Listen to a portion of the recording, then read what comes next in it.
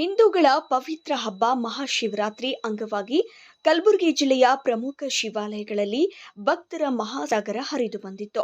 ಬೆಳಗಿನ ಜಾವ 5 ಗಂಟೆಯಿಂದಲೇ ಸಾವಿರಾರು ಭಕ್ತರು ದೇವಸ್ಥಾನಗಳಿಗೆ ಭೇಟಿ ನೀಡಿ ವಿಶೇಷ ಪೂಜೆ ಸಲ್ಲಿಸಿ ತಮ್ಮ ಇಷ್ಟಾರ್ಥಗಳನ್ನು ಪ್ರಾರ್ಥಿಸಿದರು.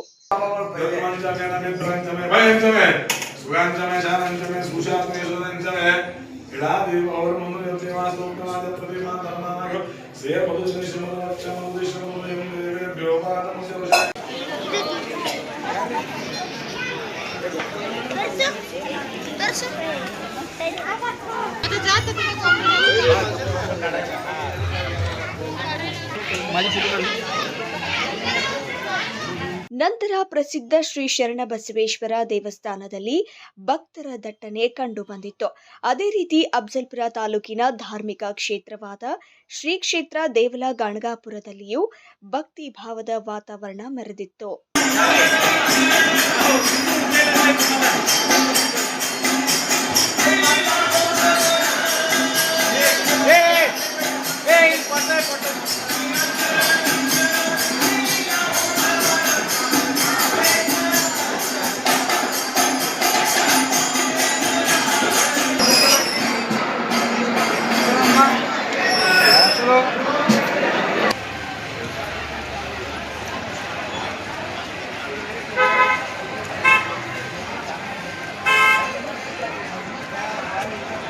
ದೇವದತ್ತ ಶಿವರಾತ್ರಿ ವಿಶೇಷ ಮಹತ್ವ ದಿವಸದಂದು ಎಲ್ಲ ದತ್ತ ಭಕ್ತರಿಗೆ ಹೃತ್ಪೂರ್ವಕ ಆಶೀರ್ವಾದಗಳು.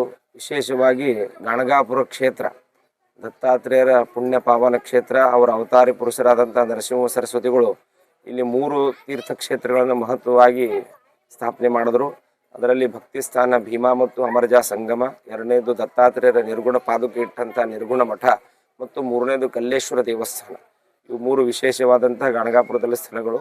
ಇವತ್ತು ಮಹಾಶಿವರಾತ್ರಿ ಆದ ಕಾರಣ ಕಲ್ಲೇಶ್ವರದ ಮಹಿಮೆ ಅಂದರೆ ದತ್ತಾತ್ರೇಯರು ಬರೋಕ್ಕಿಂತ ಮುಂಚೆದ ಸ್ಥಾನ. ನರಸಿಂಹ ಸರಸ್ವತಿಗಳು ಗಣಗಾಪುರಕ್ಕೆ ಯಾವಾಗ ಬಂದರು ಅದಕ್ಕಿಂತ ಮೊದಲನೇ ಸ್ಥಾನ ಈ ಕಲ್ಲೇಶ್ವರ ಸ್ಥಾನ.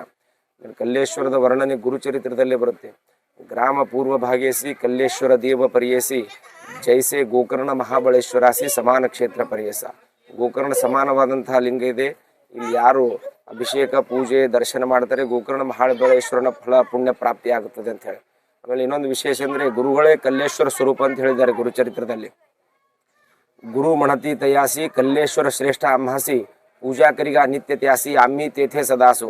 ಕಲ್ಲೇಶ್ವರನನ್ನು ಮನಪೂರ್ವಕವಾಗಿ ಪೂಜೆ ಮಾಡಿದ್ರೆ ನಾನು ಕೂಡ ಕಲ್ಲೇಶ್ವರನನ್ನೇ ನೆಲೆಸಿರುವೆ, ನೀವು ನನಗೂ ಕೂಡ ಅಭಿಷೇಕ ಮಾಡಿದಂಥ ಸ್ಥಾನ, ದತ್ತಾತ್ರೇಯರು ಕೂಡ ಅಭಿಷೇಕ ಮಾಡಿದಂಥ ಫಲ ಸಿಗುತ್ತೆ ಅಂತ ಹೇಳಿ ಗುರುಚರಿತ್ರದಲ್ಲಿ ಕಲ್ಲೇಶ್ವರ ಮಹಿಮೆಯ ವರ್ಣನೆಯನ್ನು ಹೇಳಿದ್ದಾರೆ. ಕಲ್ಲೇಶ್ವರನ ವಿಶೇಷವಾಗಿ ಶಿವರಾತ್ರಿ ಮತ್ತು ಶ್ರಾವಣ ಮಾಸದಲ್ಲಿ ರುದ್ರಾಭಿಷೇಕ ಬಹಳ ಮಹತ್ವದ್ದು. ಎಲ್ಲ ಪಾಪಗಳನ್ನು ಪರಿಹಾರ ಮಾಡಿ ದೀರ್ಘಾಯುಷ್ಯ ಆರೋಗ್ಯ ಪ್ರಾಪ್ತ ಮಾಡೋಂಥದ್ದು ರುದ್ರಾಧ್ಯಾಯ, ರುದ್ರಾಭಿಷೇಕ ಅಂತ ಹೇಳ್ತಾರೆ. ಈಶ್ವರನಿಗೆ ಶಿವರಾತ್ರಿ ಅಂದು ರುದ್ರಾಭಿಷೇಕ ಮಾಡಿದ್ರೆ ಅಪಮೃತ್ಯು ದೂರವಾಗಿ ದೀರ್ಘಾಯುಷ್ಯ ಆರೋಗ್ಯ ಪ್ರಾಪ್ತ ಆಗ್ತದೆ ಅಂತ ಹೇಳಿ ಗುರುಚರಿತ್ರದಲ್ಲಿ ಉಲ್ಲೇಖ ಇದೆ. ಆದ ಕಾರಣ ಕಲ್ಲೇಶ್ವರನ ದರ್ಶನ ಮತ್ತು ಕಲ್ಲೇಶ್ವರನ ರುದ್ರಾಭಿಷೇಕ ಶಿವರಾತ್ರಿಯಿಂದ ಮಾಡಿದರೆ ವಿಶೇಷ ಪುಣ್ಯ ಫಲಪ್ರಾಪ್ತಿ ಅಂತ ಹೇಳಿ ಗುರುಚರಿತ್ರದಲ್ಲಿ ಉಲ್ಲೇಖವಾಗಿದೆ. ವಿಶೇಷವಾಗಿ ಶಿವರಾತ್ರಿ ಅಂದ್ರೆ ರಾತ್ರಿ ಶಿವಯಾಮ ಪೂಜೆ ಅಂತ ಆಗುತ್ತೆ. ನಿಶಿ ಕಾಲದಲ್ಲಿ ಶಿವಯಾಮ ಪೂಜಾ ಅಂತ ಹೇಳಿ ಜರುಗ್ತದೆ ಕಲ್ಲೇಶ್ವರ ದೇವಸ್ಥಾನ ಮತ್ತು ಎಲ್ಲ ಶಿವ ಸಾನ್ನಿಧ್ಯಗಳಲ್ಲಿ. ವಿಶೇಷವಾಗಿ ಶಿವರಾತ್ರಿ ಅಂದ್ರೆ ಇದು ಜ್ಯೋತಿರ್ಲಿಂಗಗಳು ಉದ್ಭವ ಆದಂತಹ ದಿವಸ. ಶಿವರಾತ್ರಿ ಯಾಕೆ ಎಲ್ಲ ಕಡೆ ಆಚರಣೆ ಮಾಡ್ತಾರೆ ಅಂದ್ರೆ ಇವತ್ತಿನ ದಿವಸ ಭೂಮಿಯಲ್ಲಿ ಜ್ಯೋತಿರ್ಲಿಂಗಗಳು ಉದ್ಭವ ಆಗಿರೋ ಕಾರಣ ಮಹಾಶಿವರಾತ್ರಿ ಅಂತ ಹೇಳಿ ಆಚರಣೆ ಮಾಡ್ತಾರೆ. ಪ್ರತಿ ತಿಂಗಳು ಕೂಡ ಶಿವರಾತ್ರಿ ಇರುತ್ತೆ. ಅಂದ್ರೆ ಮಾಸದ ಕೃಷ್ಣ ಪಕ್ಷದ 14ನೇ ದಿವಸ ಶಿವರಾತ್ರಿ ಅಂತೇಳಿ ಪ್ರತಿ ತಿಂಗಳು ಇರುತ್ತೆ. ಈ ಮಾಘ ಮಾಸದಲ್ಲಿ ಬರ್ತಕ್ಕಂಥ ಕೃಷ್ಣ ಪಕ್ಷದಲ್ಲಿ ಇದು ಬರುವಂಥದ್ದು ಮಹಾಶಿವರಾತ್ರಿ ಅಂತ ಆಚರಣೆ ಮಾಡ್ತಾರೆ. ರಾತ್ರಿ 12 ಗಂಟೆಯಿಂದ 4 ಗಂಟೆವರೆಗೆ ಶಿವಯಾಮ ಪೂಜೆ 4 ಯಾಮ ಪೂಜೆಗಳಾಗುತ್ತವೆ. ಅದರಲ್ಲಿ ನಿಶಿಕಾಲದ ಯಾಮ ಪೂಜೆ ಈ ಬ್ರಹ್ಮ ವಿಷ್ಣು ರುದ್ರಾತ್ಮಕ ಸ್ವರೂಪಿ ಗುರುದತ್ತ ಮಹಾರಾಜರ ಸಾನ್ನಿಧ್ಯದಲ್ಲಿ ಶಿವಯಾಮ ಪೂಜೆ ವಿಶೇಷ ದರ್ಶನ, ರಾತ್ರಿ ರುದ್ರಾಭಿಷೇಕ ಮಹಾಪೂಜೆ ಅದೆಲ್ಲ ಆಗ್ತದೆ. ಭಕ್ತ ಕಲ್ಯಾಣಾರ್ಥವಾಗಿ ನಾವು ಅರ್ಚಕರೇನಪ್ಪ ಅಂತಂದ್ರೆ ಕಲ್ಲೇಶ್ವರನಿಗೆ ಶಿವಯಾಮ ಪೂಜೆ ಅಂತ ಹೇಳಿ ಕಲ್ಲೇಶ್ವರದಲ್ಲಿ ಆಚರಣೆ ಆಗುತ್ತೆ. ಅವಧೂತ ಚಿಂತನ ಶ್ರೀ ಗುರುದೇವ ದತ್ತ ಸ್ವಾಮಿ ಮಹಾರಾಜ್ ಕಿ ಜೈ.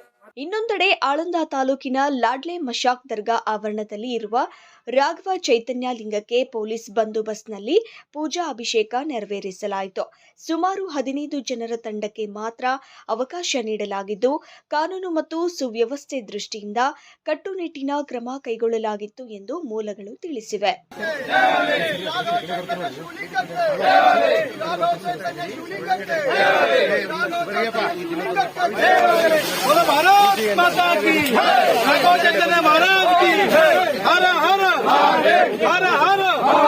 ಸನಾತನ ಹಿಂದೂ ಧರ್ಮಕ್ಕೆ ಸನಾತನ ಹಿಂದೂ ಧರ್ಮಕ್ಕೆ ಆದೇಶದ ಮೇರೆಗೆ ಇಂದು ಶಿವರಾತ್ರಿ ದಿನದಂದು ನಾವು ಶಿವರಾತ್ರಿ ದಿನದಂದು ರಾಘವ ಚೈತನ್ಯರ ಶಿವಲಿಂಗಕ್ಕೆ ಪೂಜೆ ಸಲ್ಲಿಸುವಂತೆ ಸುಮಾರು 14 ಜನರಿಗೆ 2 ರಿಂದ 8 ಗಂಟೆವರೆಗೆ ಆದೇಶ ಆಗಿತ್ತು. ಅದರಂತೆ ನಾವು 3 ಗಂಟೆ ಶಿವಲಿಂಗದ ಹತ್ರ ಹೋಗಿ ಸುಮಾರು 1 ಗಂಟೆ 30 ನಿಮಿಷಗಳ ಕಾಲ ರುದ್ರಾಭಿಷೇಕ ಸಹಸ್ರನಾಮವನ್ನು ಪಠಿಸಿ ಶಿವಲಿಂಗಕ್ಕೆ ಪೂಜೆಯನ್ನು ಸಲ್ಲಿಸಿದ್ದೇವೆ. ಪೂಜೆ ಸಲ್ಲಿಸುವಾಗ ನಾವು ದೇಶದ ನಮ್ಮನ್ನು ಕಾಯುವ ಸೈನಿಕರಿಗೆ ಮತ್ತು ರೈತರಿಗೆ ಒಳ್ಳೆಯದಾಗಲಿ, ದೇಶಕ್ಕೆ ಎಲ್ಲರಿಗೂ ಒಳ್ಳೆಯದಾಗಲಿ ಅಂತ ನಾವು ರಾಘವ ಚೈತನ್ಯರ ಮಾತ್ರ ಸಂಕಲ್ಪ ಮಾಡಿದ್ದೇವೆ. ಸಹಸ್ರನಾಮಾವಳಿ ಮತ್ತೆ ಬಿಲ್ವಾರ್ಚನೆ 1001 ಸಹಸ್ರನಾಮಾವಳಿ ಮಾಡಿದ್ದೇವೆ, ಬಿಲ್ವಾರ್ಚನೆ ಮಾಡಿದ್ದೇವೆ, ಮತ್ತೆ ಸಾವಿರಾರು ಪತ್ರಿಗಳನ್ನು ಹಾಕಿ ರುದ್ರಾಭಿಷೇಕ ಮಾಡಿದ್ದೇವೆ. ನೋಡಿ, ದೇವಸ್ಥಾನ ಕಟ್ಟಬೇಕಂತಲ್ಲ ಸರ್, ಈಗಾಗಲೇ ನಮ್ದೊಂದು ಸೂಟ್ ನಡೀತಾ ಇದೆ JMFC ಆಳಂದ್ ಕೋರ್ಟ್ ನಲ್ಲಿ. ಆ ಸೂಟ್ ನ್ಯಾಯಾಲಯದಲ್ಲಿ ಇರೋದ್ರಿಂದ ಅದ್ರ ಬಗ್ಗೆ ನಾನು ಮಾತಾಡಕ್ಕಾಗಲ್ಲ, ಯಾಕಂದ್ರೆ ಮುಂದೆ ಏನಾಗುತ್ತೆ ನೋಡೋಣ. ಸೂಟ್ ಅಂತ ನಾವು ಫ್ರೆಶ್ ಸೂಟ್ ಅಂತ ಹಾಕಿದ್ದೇವೆ. ಒಂದು ಟ್ರಸ್ಟ್ ನೋಂದಣಿ ಮಾಡಿದ್ದೇವೆ. ಮೊನ್ನೆ ಟ್ರಸ್ಟ್ ನೋಂದಣಿ ಮಾಡಿ 5 ಜನ ಟ್ರಸ್ಟಿಗಳಿದ್ದು JMFC ನ್ಯಾಯಾಲಯದಲ್ಲಿ ನಮಗೆ ದಿನನಿತ್ಯವಾಗಿ ಪೂಜೆಗೆ ಅವಕಾಶ ಕೊಡಬೇಕು, ಆ ಪ್ರಿಮೈಸಸ್ ನಮ್ದಾಗಬೇಕು ಅಂತ ಹೇಳಿ ನಾವು ಒಂದು ಸೂಟ್ ಹಾಕಿದ್ದೇವೆ. ನೋಡೋಣ ಏನಾಗುತ್ತೆ ಅಂತ ಹೇಳಿ ನ್ಯಾಯಾಲಯದಲ್ಲಿ ಇದು ಬಾಕಿ ಇದೆ. ಕಲಬುರಗಿ ನಗರದ ರಾಮತೀರ್ಥದಲ್ಲಿರುವ ಶಿವ ದೇವಸ್ಥಾನದಲ್ಲಿಯೂ ವಿಶೇಷ ಪೂಜೆಗಳು ಜರುಗಿದವು. ಓಂ ನಮಃ ಶಿವಾಯ ಘೋಷಣೆಗಳಿಂದ ದೇವಾಲಯಗಳ ವಾತಾವರಣ ಭಕ್ತಿಮಯಗೊಂಡಿತು. ಭಕ್ತರು ಪುಷ್ಪ, ಹಣ್ಣು, ಹಂಪಲು, ಬಿಲ್ವ ಪತ್ರೆಗಳೊಂದಿಗೆ ಶಿವನಿಗೆ ಅಭಿಷೇಕ ಮತ್ತು ಅರ್ಚನೆ ಸಲ್ಲಿಸಿದರು. ಮಹಾಶಿವರಾತ್ರಿ ಶಿವ ಮತ್ತು ಶಕ್ತಿಯ ಏಕತ್ವದ ಪ್ರತೀಕವಾಗಿ ಪರಿಣಮಿಸಲಾಗುತ್ತೆ.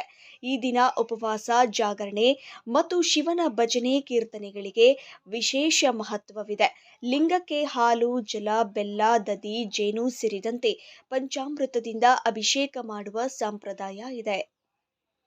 ಶಾಸ್ತ್ರಗಳ ಪ್ರಕಾರ ಮಹಾಶಿವರಾತ್ರಿಯ ದಿನ ಶಿವನ ಆರಾಧನೆ ಮಾಡಿದರೆ ಪಾಪಕ್ಷಯವಾಗಿ ಮನೋವಾಂಛಿತ ಫಲಗಳು ಲಭಿಸುತ್ತದೆ ಎಂದು ನಂಬಿಕೆ ಇದೆ. ಮನೆಗಳಲ್ಲಿಯೂ ಭಕ್ತರು ಲಿಂಗ ಪೂಜೆ ನೆರವೇರಿಸಿ ಕುಟುಂಬದ ಕಲ್ಯಾಣಕ್ಕಾಗಿ ಪ್ರಾರ್ಥಿಸಿದರು. ಜಿಲ್ಲಾದ್ಯಂತ ಪೊಲೀಸ್ ಭದ್ರತೆ ವ್ಯವಸ್ಥೆ ಮಾಡಲಾಗಿದ್ದು, ಎಲ್ಲೆಡೆ ಶಾಂತಿಯುತವಾಗಿ ಶಿವರಾತ್ರಿ ಆಚರಣೆ ನಡೆದಿದೆ. ಭಕ್ತಿ ಭಾವ ಮತ್ತು ಆತ್ಮಶಕ್ತಿಯ ಸಂದೇಶ ಸಾರಿದ ಈ ಹಬ್ಬವು ಸಮಾಜದಲ್ಲಿ ಐಕ್ಯತೆಯ ಸಂಕೇತವಾಗಿ ಕಂಡುಬಂದಿದೆ.